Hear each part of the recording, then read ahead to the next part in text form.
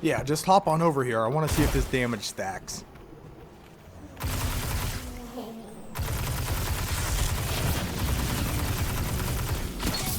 Whoa.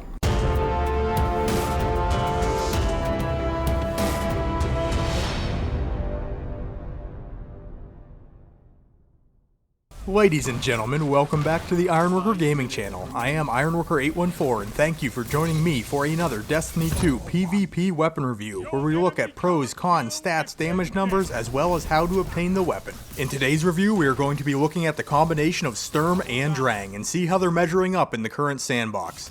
This review was requested by only console players. If you happen to have a weapon that you'd like to hear my perspective on, make sure you're subbed up to the Ironworker Gaming Channel, drop it down in the comments below, and I will be sure to add it to the ever-growing list. In the lore of Destiny 2, Drang belonged to a woman named Sigrun, and Sturm belonged to a man named Victor. Together, their tragic love story ended in the crash of the Exodus Black, and these two weapons have been available in Destiny 2 since the launch of the game. They are one of two sets of buddy guns, as I've always referred to them as, whereas Mida Multi-Tool and Mida Mini-Tool are the other.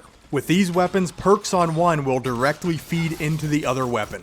So that makes it pretty obvious as to why we're reviewing both guns at the same time. And if you've been playing this game since the launch of Destiny 2, you'll know the Crucible was a very different world back then.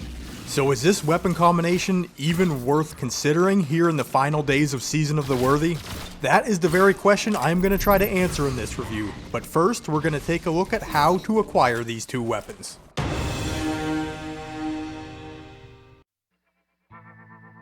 Alright, to get the Sturm you must first get the Drang. Do this by starting the Exodus Black quest on Nessus. This quest is going to involve you finding some missing crew members, defending a satellite array, killing some Vex, and then following this annoying little harpy around for what seems like forever. After that, you're going to have to defend him at certain points, kill a Minotaur boss, and find the old captain's dead body. This takes right around 20 minutes. Once you've completed it, you will receive the Drang and get a quest step asking you to go talk to Master Rahul. Keep in mind, if you'd like to get a nice upgraded version of the Drang with random rolls, you could always head to the menagerie after doing this quest and farm it. Once you made your way back to the tower and talk to the Cryptarch, you will be started on the Relics of the Golden Age quest. First thing you're going to need to do is get 5 legendary Ingrams, 1 exotic Ingram, and kill 10 Fallen with Drang on Nessus. Just a heads up for the exotic Ingram, if you complete a quest whose reward is an exotic, this will count. Also, if you get an exotic catalyst to drop, this will also count. Or just put your fate in the hands of RNG and go run some Nightfall ordeals. You should get one eventually in there. But once this is finished, head to the farm and talk to the other Cryptarch, Tyra Karn. She's gonna send you back to Nessus to defeat powerful Fallen with the Drang and to kill Fallen without reloading. Once again, head back to Tyra Karn just so she can send you back to Nessus to do a special version of the Exodus Crash Strike. All you're gonna have to do is kill the servitor in the platforming room right before the boss room and you can be out of there. Head back to Tyra one more time and she will hand you the Sturm.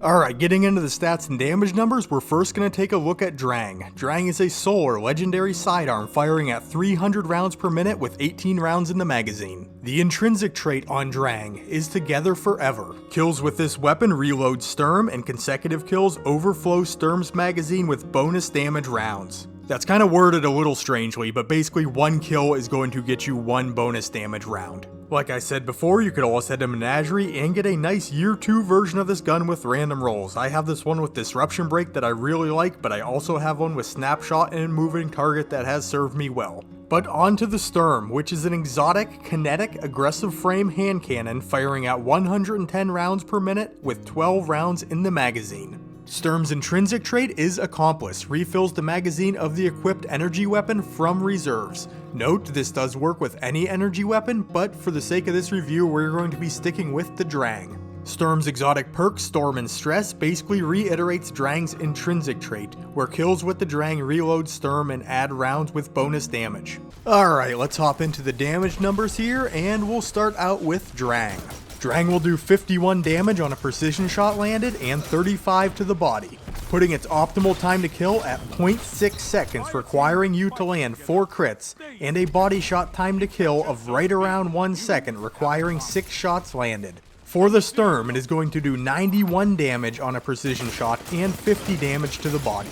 That puts the optimal time to kill at just over 1 second, requiring 2 crits and 1 body shot landed, and a body shot time to kill of 1.6 seconds, requiring you to land 4 shots. But with the overload round, Sturm is going to be doing 163 points of damage on a critical hit and 91 points of damage to the body. This is going to bring its optimal time to kill down to 0.53 seconds. It is only requiring you to land 1 crit and 1 body shot. But the bullet with the bonus damage must be the one that lands as a crit. The other one can be a standard damage body shot. This will also bring the body shot time to kill down to just over a second, requiring you to land 3 shots, where only 1 bullet must carry that extra damage. So with some rather impressive damage numbers here, let's take a look at what this weapon combination does well in the Crucible.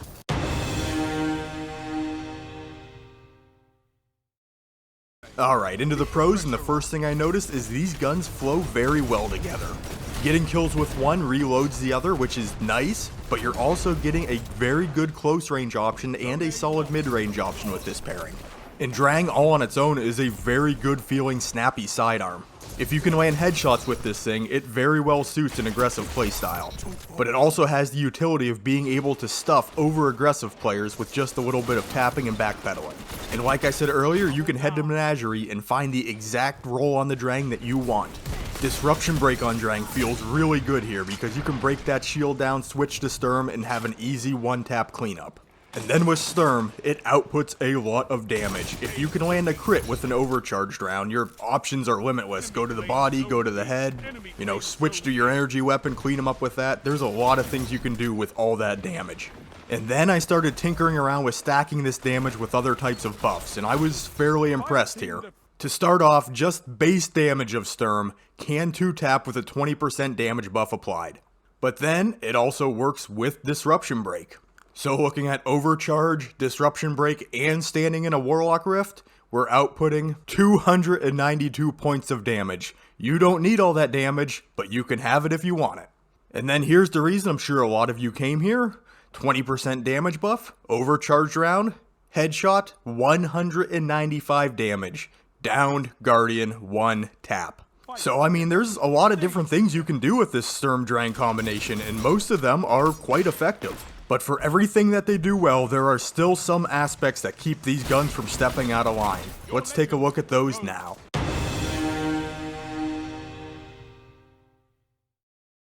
Okay, starting off the cons, I just want to reiterate the fact that Drang is a very good weapon all on its own. But you have to actively focus on making this combination work if you want to see its maximum potential.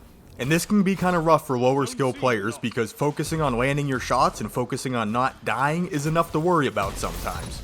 This may just feel like another distraction thrown into the mix.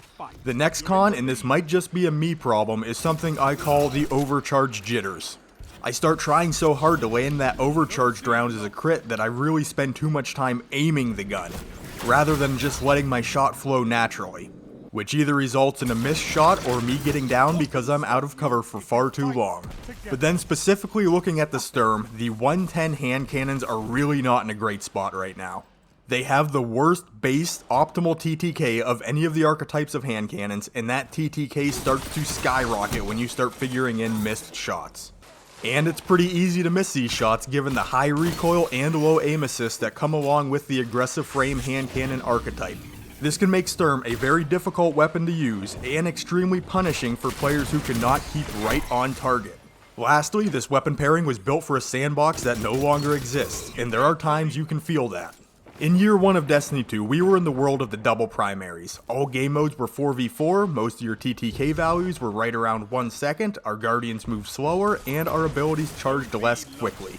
But then fast forward to 2020 and Season of the Worthy. All standard game modes are 6v6, ability regen and movement speed are greatly increased, and the general pacing of Crucible matches has sped up. The majority of viable PvP guns can now down you in 0.8 seconds or less, and one-hit kill special weapons like shotguns or snipers are always in play. Sturm and Drang feel like they suit a slower, more deliberate playstyle, which can be pretty tricky to pull off in the current landscape. And while there have been tweaks and changes made to Sturm and Drang over time to try to keep them a little more viable, they still are having a tough time keeping pace in the Crucible.